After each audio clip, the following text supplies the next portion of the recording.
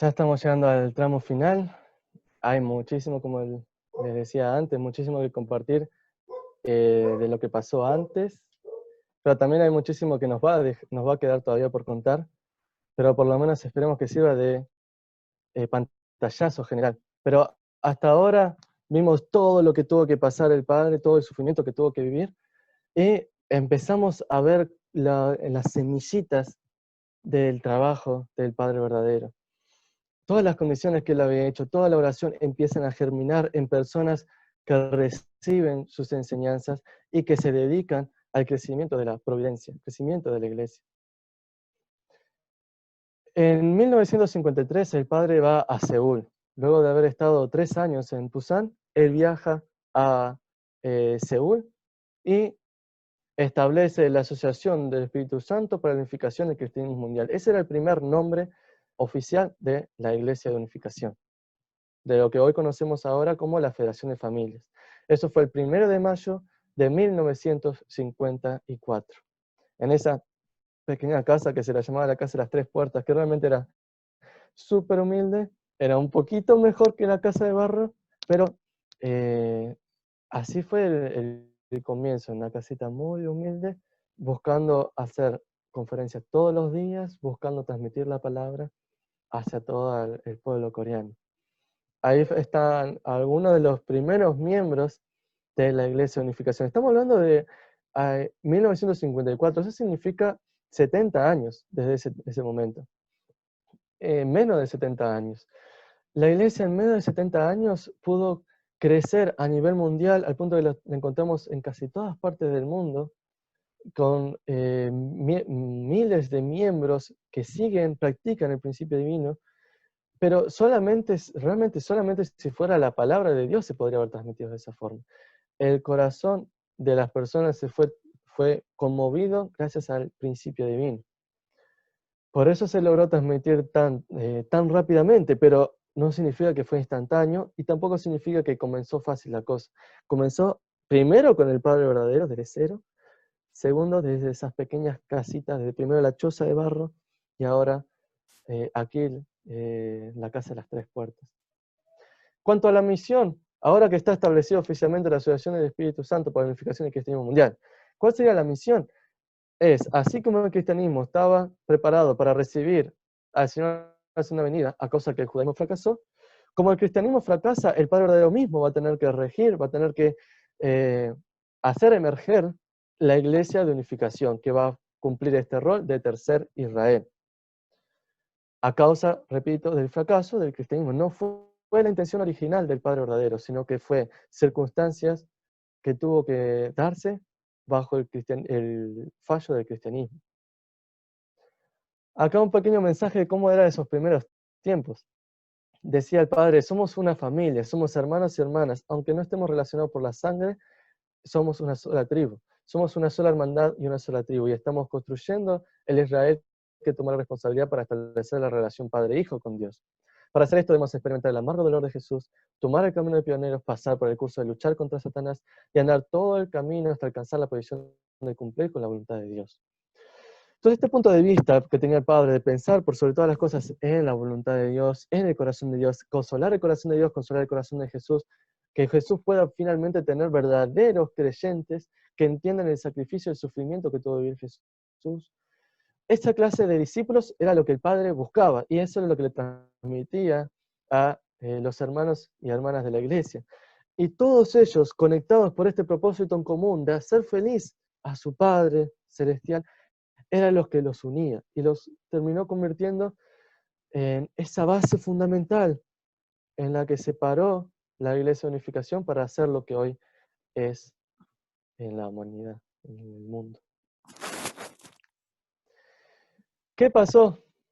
No fue para nada fácil, no es que ahora ya todo es fácil y las cosas se dieron bien, ahora que el padre ya salió de prisión y que ya estableció la iglesia. No fue así. La persecución continúa, los ataques continúan, y en particular algo que marcó mucho a la historia de la Iglesia de Unificación fueron los incidentes que pasó en la Universidad de Ehua y Yonsei. Cuando estaba creciendo el- cuando estaba creciendo básicamente la iglesia, ellos empezaron a testificar en lo que es la iglesia, la universidad, perdón, de Ehua y la universidad de Yonsei.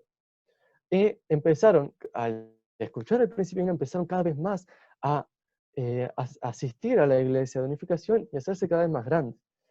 Y esto no fue solamente de estudiantes, sino que de profesores. Y como dice acá el padre, no solamente de a uno, sino por decenas. ¿Qué pasó acá? Mucha gente dejó sus antiguas iglesias para asistir a la iglesia de unificación. Entonces todo estaba creciendo de gran manera para la iglesia, pero esto no le gustó para nada a las otras iglesias. Entonces empezaron a atacar, un montón, atacar a lo que es la iglesia de unificación. Empezaron a crear historias acerca de la iglesia, empezaron a acusarlos por cosas falsas, y empezó a recorrer rumores por toda Corea acerca de lo terrible que era la Iglesia de Unificación. Estos incidentes de aquí incluso son como una sombra que termina incluso marcando hoy en día, porque incluso uno puede llegar a encontrar mensajes de la Iglesia de Unificación que hacen orgías, que promueven la inmoralidad sexual. Hablaban eso cuando el padre estaba enseñando a los jóvenes acerca de la pureza, cuando el padre les enseñaba acerca de la fidelidad. Pero de manera tan terrible, que incluso estaban los periódicos y toda la sociedad conocía sobre la iglesia. La directora de una de las universidades era la señora Hwal Dan-kim. Ella envió a Yoon Kim, que era una profesora de teología, para poder conocer más acerca de la Iglesia de Unificación. Todo esto se lo estoy contando, me hubiera gustado estudiarlo más a fondo, pero se lo estoy contando para que vean todo lo que pasó, que no fue fácil tampoco para las primeras iglesias. Pero claro, ¿qué pasó con esta rectora? Envió a la profesora de teología, Yoon Kim, para ver qué pasa con la Iglesia de Unificación, por qué tanta gente se va a la Iglesia de Unificación, y qué pasa con Yoon Kim. Ella termina convirtiéndose en miembro. O sea, todos los intentos de ver por qué, de atacar, no funcionaban. O sea, las personas que iban a ver, investigar sobre esta iglesia, se terminaban convirtiendo en miembros. Entonces, ¿qué es lo que hicieron? Fueron directamente a la policía, acusaron de todo tipo de problemas, hasta que finalmente convencerlos a poder acusar al padre verdadero y llevarlo a prisión. ¿Cuál fue la sentencia de por qué él terminó yendo a prisión en Sodemon en 1955? Las autoridades lo habían acusado tanto de ser antifamilia, de practicar inmoralidad sexual, montón de cosas, y aunque lo habían criticado así, no había evidencia para esos cargos. Entonces, claro, ellos estaban tan desesperados por hacer que ellos puedan finalmente, el padre pueda ir a prisión, que se arruine la Iglesia de Unificación. La policía empezó a buscar alguna excusa para arrestar al padre. Hasta que finalmente terminó siendo sentenciado por el hecho de haber evadido el servicio militar. Cosa que habíamos estudiado antes, visto antes, que no era que él lo había evadido, sino que había sido declarado como tercera clase, no tenía que hacerlo. Pero fue acusado de esa forma y terminó siendo encarcelado. Imagínense un poco el corazón del padre también en ese tiempo. Estaba todo creciendo de manera natural, él no hacía nada malo, estaba promoviendo la palabra de Dios y aún así las iglesias lo atacan tanto, lo critican tanto, que incluso podemos decir que es más doloroso el hecho de que se circulen estos rumores, se hable de esa forma sobre la iglesia de unificación, que el mismo hecho de ser encarcelado. Para el padre era eso mucho más doloroso. Aún así, el padre no se rindió y aún así el padre nunca se corrompió.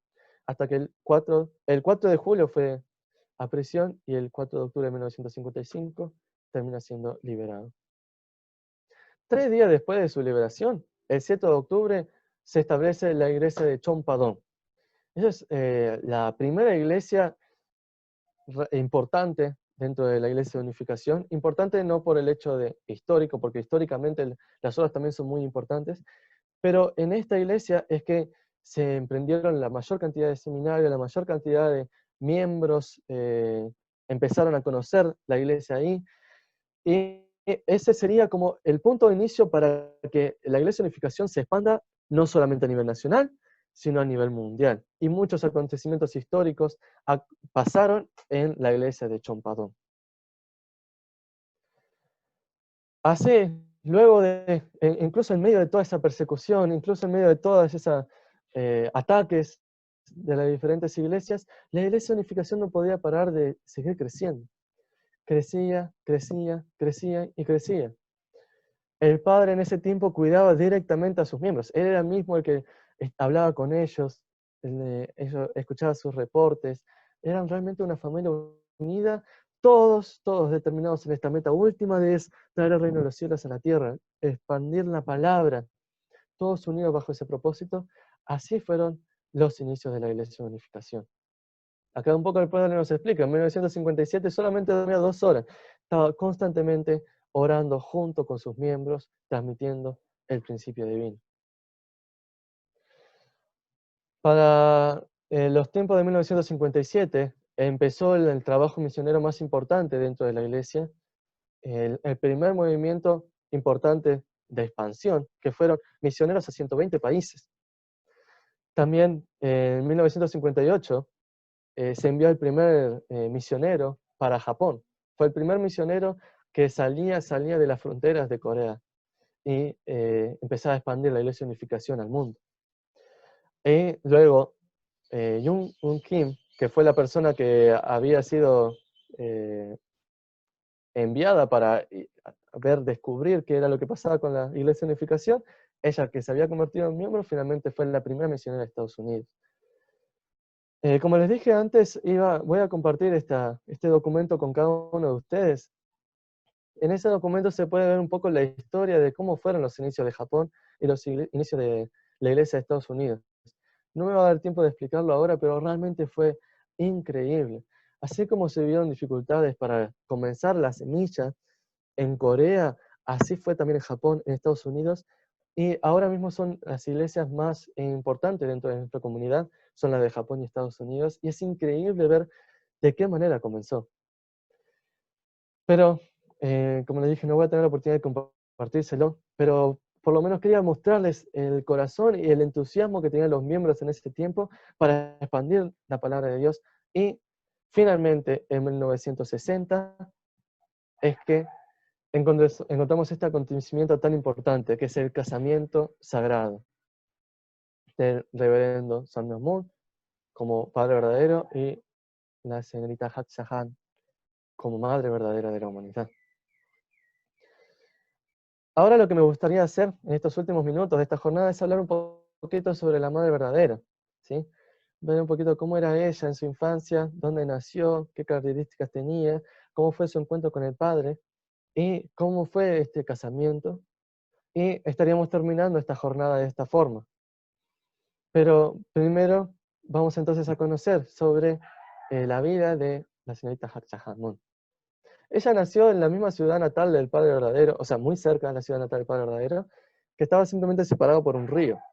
Ella nació el 6 de enero de 1943. Acá estos mensajes son las mismas palabras de la madre verdadera que están en el Champú Movión. Algo muy interesante es que ya en 3 generaciones, o sea, su madre, lo conocemos en la comunidad como Demonim, y su abuela materna, ellas vivieron toda su vida enfocada en encontrar al Señor de la segunda venida. En esa clase de ambiente es la que se preparó la madre verdadera. O sea, ellas estaban determinados, pensaban día y noche, 24 horas en el Señor de la segunda venida, encontrarlo, buscarlo, preparar el ambiente para ellos. Un poquito hablando de su familia, en particular, por ejemplo, sobre su madre. Ellos vivieron en Anju, como dijimos antes, en la provincia de Pyongyang Sur. Ella vivió hasta los 6 años ahí, ¿sí? La madre verdadera explica que durante esos tiempos, la madre siempre estaba soñando de que Satanás intentaba matar a su hija. ¿Por qué? Por la enorme responsabilidad y misión que va a cumplir la madre verdadera. Ya Dios la estaba preparando para poder pararse y cumplir esa misión. Hay una historia muy particular con Demonim, es un poquito lo que transmite acá el texto, pero quería conversarlo un poquito más con mis palabras. Pero Demonin buscaba tanto al Señor de su venida que una vez pensó, por lo menos en mi sueño me gustaría encontrarlo. Y Dios le dio esa oportunidad. Ella pudo encontrarse con el Señor de su venida en sus sueños. Eso va a ser muy importante porque después ella va a ser capaz de encontrarse con el Padre verdadero, Demonin, junto con la Madre verdadera, y ella va a poder ver al hombre que estaba en sus sueños frente a sus ojos, encarnado en el Padre verdadero. Es decir, el Padre verdadero se le había presentado en sus sueños a Demonin en ese tiempo. Una historia muy particular también, dentro de todo esto, es que la madre y su abuela se habían unido a la iglesia del interior del vientre. Si bien recuerdan la iglesia, espero que recuerden, la iglesia del interior del vientre era la que había liberado Jojobín, esa persona preparada que está en la posición de Juan el Bautista. Bueno, la madre de la madre verdadera y la madre verdadera, junto con su abuela, habían asistido, habían sido parte de la iglesia del interior del vientre. Este me gustaría leerlo porque es sumamente interesante. Nos muestra un poquito de, primero, la preparación de Jojo Bin y segundo, la clase de corazón que tenía la Demonin, la madre de la madre verdadera. Dice, en 1944, o sea, un año después del nacimiento de la madre, estas son palabras de la madre verdadera, ¿verdad? Mi madre y mi abuela, Jobombó, se unieron a la iglesia del interior del vientre, donde se están haciendo los preparativos para asistir al Señor de la segunda llegada.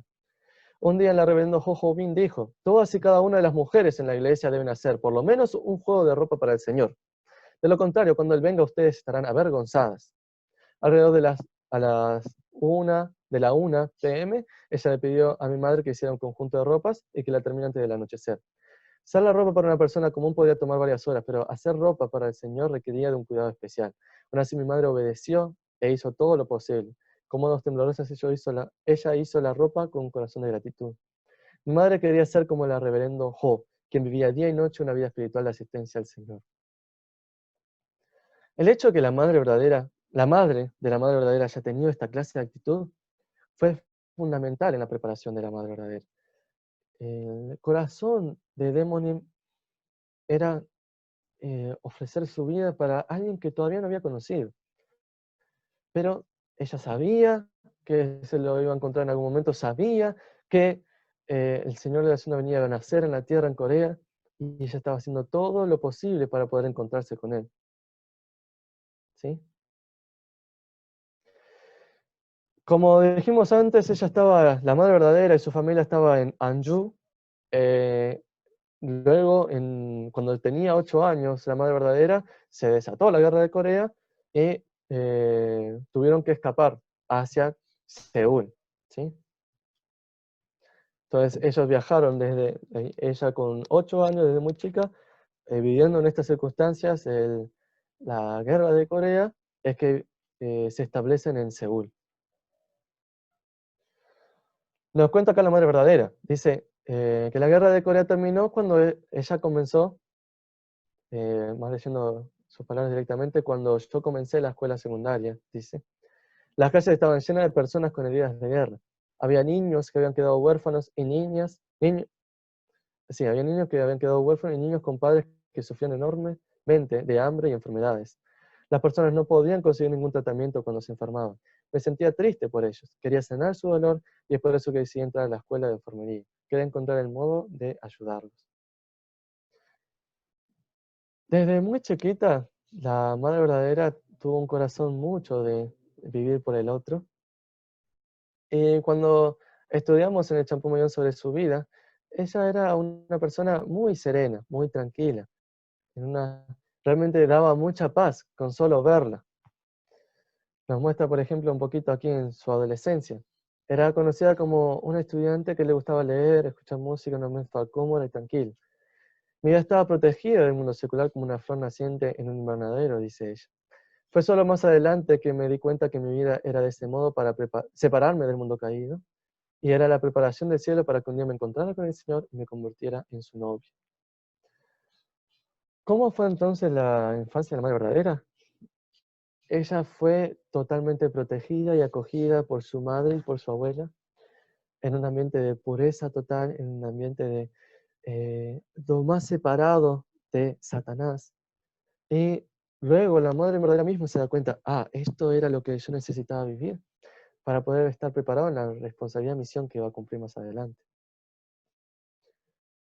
¿Cómo fue el encuentro con el Padre verdadero? Bueno, resulta que en ese tiempo, cerca del encuentro eh, con el Padre verdadero, antes del encuentro con su madre, con Demonim y la madre verdadera, en ese tiempo el Padre verdadero acababa de ser liberado en prisión de Sodemun, estamos hablando de 1955, y viajó a Tegu, ¿sí? Les cuento la historia un poquito más general para que sepan bien qué fue lo que pasó. Decía entonces que celebró reuniones en Daegu de arrepentimiento para esperar a los miembros. En ese tiempo mi madre, que estaba viviendo en Chuncheon, recibió una carta de su tío. La carta decía, encontré una iglesia que es como la iglesia del Santo Señor. El fundador de esta iglesia está hablando aquí en Daegu. Ven lo antes posible y escúchalo. ¿Qué fue lo que pasó entonces? El padre había ido a Daegu, la madre verdadera y eh, el Demonim no estaban ahí, pero reciben esta carta y se dirigen hacia allí, a Daegu. Luego el padre vuelve y finalmente ellos se encuentran, la madre verdadera y Demonim se encuentran en Chompadón, ¿sí? Gracias a que el tío había escuchado las palabras del padre verdadero en Daegu. El momento donde el que estaba tanto esperando Demonim de encontrarse con el Señor de la Ciudadanía había llegado. Y ahí fue cuando ella vio al padre, se dio cuenta que era la persona que había encontrado en sus sueños y se determinó a seguirlo de por vida. Y así, la madre verdadera también desde muy chiquita ya comienza a estar dentro de la iglesia, siendo cuidada en el ambiente de la iglesia y preparándose para la misión que iba a cumplir como madre verdadera. Así que este fue el primer encuentro de la familia de la madre verdadera, o sea, Demoni y ella, ¿sí? El primer encuentro fue en marzo de 1956. Así fue que entonces que la madre, Demonim, y la madre verdadera fueron y asistían a todos los domingos. Se graduó de la escuela básica y continuó con la escuela secundaria. Entonces, estamos llegando al final, gente. Entonces, empiezan los preparativos. Para 1959, esto se lo voy a relatar un poquito más, ya que estamos cerca del tiempo, pero en 1959 el padre ya empieza a pensar que era el momento necesario para casarse y habían ciertas personas, miembros de la comunidad, que habían estado orando por muchos años para encontrar a la persona que pueda ser la preparada para eh, cumplir esta posición de madre verdadera, de esposa del Señor de la Segunda Venida. Entonces, acá muestra un poquito el mensaje, decía el padre en la autobiografía. Uno de los miembros que había estado orando por mi esposa durante 7 años, sin saber quién sería, me dijo que había tenido un sueño. En él vio que Hak Chahan era mi esposa. Además, otra señora, la señora aquí, me contó un día otro sueño extraño que decía, había visto decenas de grullas volando que estaban alrededor del padre. Dice, traté de ahuyentarlas con mis brazos, pero siguieron llegando y finalmente cubrieron al reverendo Moon con sus plumas blancas. Es una especie de presagio para el futuro. Y claro, resulta que Hak, del nombre Hak Chahan, significaba grulla. No solamente pasaron estos acontecimientos, estas señales, sino que la misma Madre Verdadera recibe una señal. En ese entonces, dice el padre, entonces mi esposa tuvo un sueño en el que yo aparecía y le decía, el día está, así que haz los preparativos. Mi esposa me comentó más tarde que en el sueño me decía en tono humilde, he vivido hasta ahora en conformidad con la voluntad de Dios. En el futuro igualmente voy a seguirla como su siervo, no importa cuál sea. Así, bajo las enormes señales, bajo la preparación de Dios, bajo la preparación de la Iglesia de Unificación que ya había crecido y tenía un fundamento, ellos se comprometen el 27 de marzo de 1960 y realizan la ceremonia matrimonial 2 semanas después, el 11 de abril. Así que el 11 de abril de 1960 se constatan finalmente la llegada de los padres verdaderos de la humanidad. El casamiento sagrado entre el Señor de la Segunda Venida y aquella persona que va a pararse en esa posición de madre verdadera y que juntos se paran en la posición de padres verdaderos. Esto no era un casamiento normal, no era simplemente un acontecimiento de alegría por la unión entre este hombre y esta mujer, sino que eran las puertas a que la humanidad pueda recibir la salvación. Para las personas que están conociendo o escuchando por primera vez todo esto, dentro de la misión que nosotros habíamos dicho sobre el Mesías, el principio no nos explica que tenía que eliminar el pecado original. ¿Qué significa eliminar el pecado original? Que puedan conectarse el linaje está conectado a Satanás, que puedan finalmente la humanidad conectarse al linaje de Dios. Para eso tiene que pararse. El Señor la unía junto con su esposa en la posición de padres verdaderos, pararse en esa posición de eliminar este linaje satánico y injertar a la humanidad en este linaje sagrado que ellos tienen. ¿Sí? ¿Cómo se da eso? Eso se da a través de la sagrada bendición. Eso se da a través de los casamientos de la Iglesia de Unificación. Los padres verdaderos básicamente abrieron las puertas, abrieron un camino después de mucho sufrimiento, de mucho sacrificio, y no crean que la historia termina acá, pero después, o sea, después de 1960 pasa un montón de cosas, pero en este punto en particular se abren las puertas para que la humanidad pueda recibir la Sagrada Bendición. Y la Sagrada Bendición que es la oportunidad de cambiar nuestro linaje, la oportunidad de conectarnos al linaje de Dios. No es simplemente un matrimonio normal, es poder finalmente estar conectados en linaje con nuestro Padre Celestial. Así fue la llegada de los padres verdaderos, y ellos continuaron trabajando durante toda su vida para este propósito. Realmente hasta el agotamiento total. El padre verdadero ya falleció, para los que no sabían, falleció con 92 años y trabajó durante todos esos 92 años. Ahora la madre verdadera está liderando la Iglesia de Unificación, la Federación de Familias, y sigue y sigue y sigue trabajando. A partir de los padres verdaderos, a partir de esta hermosa pareja que logra tener victoria, es que se expande la bendición. Y como dijimos, la bendición es la oportunidad de eliminar nuestro pecado original. Primero empieza con 3 parejas, en 1960, el 16 de abril, 5 días después del casamiento sagrado, empieza con 3 parejas. Ellas serían las 3 parejas que reciben esta primera bendición. Luego se expande a 36 parejas para 1961, 72 parejas en 1962, 124 en 1963. Aquí tenemos 430 en 1968. Tenemos también las primeras bendiciones en Estados Unidos, Europa y Japón en 1969. 777 en 1970. 1800 en 1975. 6000 en 1982. 30.000 incluso en 1992. Empieza a crecer la bendición. Muchas personas de los que están aquí, sus padres recibieron la bendición aquí. Mis padres estuvieron, alguno de esos puntos negros y blancos de la foto, ahí estaban mis padres también. Un acontecimiento importantísimo para la historia de la humanidad, porque estamos hablando de que todas esas parejas, esas personas, están pudiendo conectarse al linaje, del linaje, en linaje hacia Dios, y están pudiendo formar lo que nosotros llamamos familias bendecidas centrales, una familia centralizada completamente en Dios. Y hay un montón de cosas que me quedan por contar. Dentro de 1992 hasta ahora pasaron un montón de bendiciones también. Quería mostrar un poquito sobre la última bendición, la ceremonia de bendición del 7 de febrero ya estaba hablando de 1900, de 2020. En esa, algunas también personas que están aquí participando estuvieron ahí. En particular, también yo pude asistir. Realmente se sigue expandiendo la ceremonia de bendición. Y en cuanto a la iglesia, se hizo cada vez más grande a partir de esa pequeña semilla, de ese fundamento que se creó gracias a estos hermanos mayores, pero por sobre todo gracias a los padres verdaderos que tanto hicieron por la humanidad. Miles y miles de personas empezaron a escuchar, conocer sobre el principio divino y empezaron a practicarlo, y empezaron a ver la diferencia, empezaron a ver en la práctica lo real que son estas leyes espirituales que podemos aprender por el principio divino.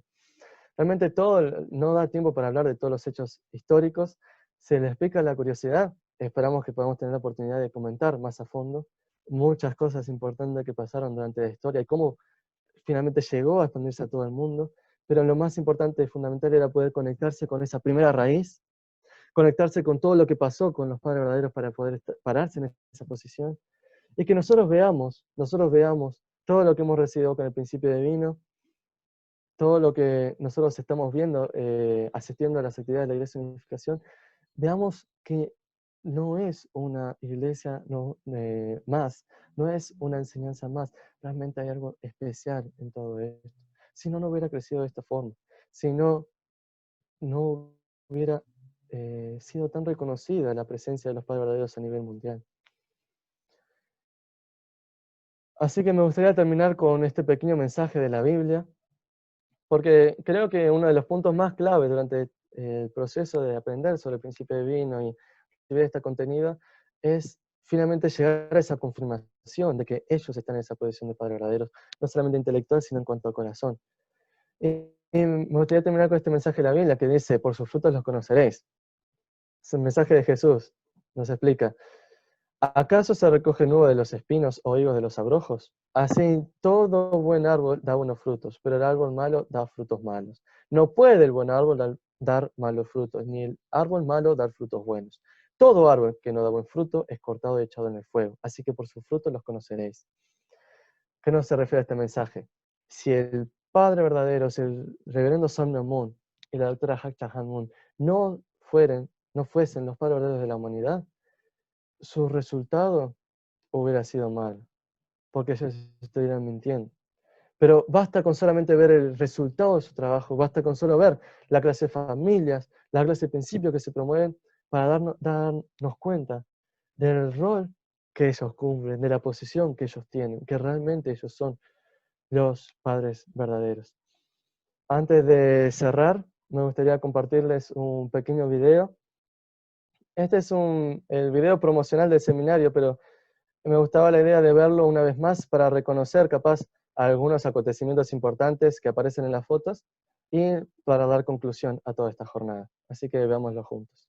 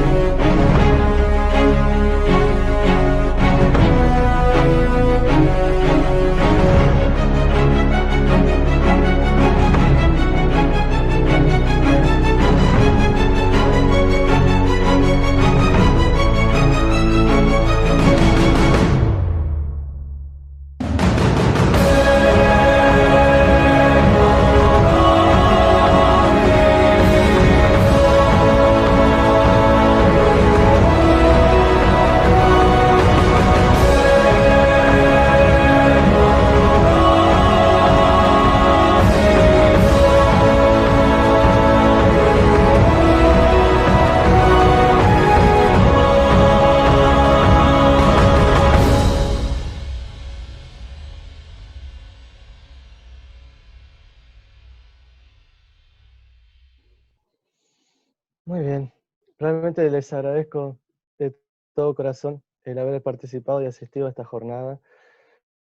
Realmente estoy muy, muy contento de haber podido transmitir este mensaje a todos ustedes. Eh, Espero que se haya podido sentir un poquito el corazón detrás de todo lo que pasó. Espero que hayan podido sentir algo especial con todo esto. Pero en particular ya no tengo más nada que compartirles. Le voy a dejar el espacio a Emanuel Sayavedra, él es el encargado de CARP de Argentina. Tenemos muchos hermanos de CARP de Argentina aquí y también muchos invitados de Argentina. Y para cerrar un poquito esta jornada, quería abrirle un poquito la oportunidad para compartir un mensaje, un consejo para cada persona que está escuchando este contenido. Por mi parte, se le agradezco infinitamente su asistencia. Muchísimas gracias.